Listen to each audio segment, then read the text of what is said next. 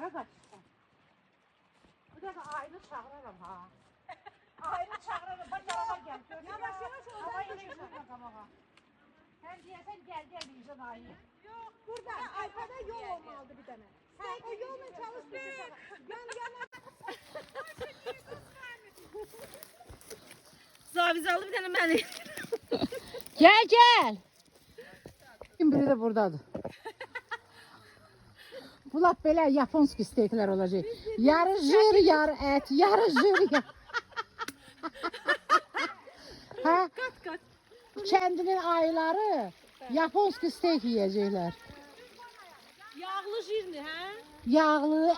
Yağlı ətli, qəşəng olur, ləzzətli olur. Pavastoçnu. Yox, по-японски. Это японский специальный, самый дорогое мясо. Ay, Самый дорогой мясо в жизни. Ha. Yaponlarda jir var. Az o inəyi bilsən necə bitirirlər, böyüdürlər. Deməli inəyə muzika qoyurlar klassiki. İnəyi yuduzdururlar, inəyi çimizdirir.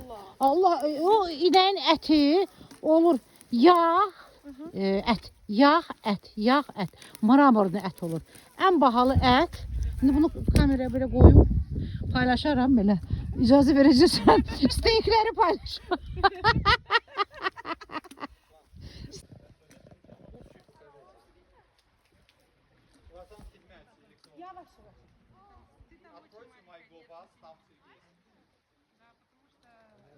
Aybəniz.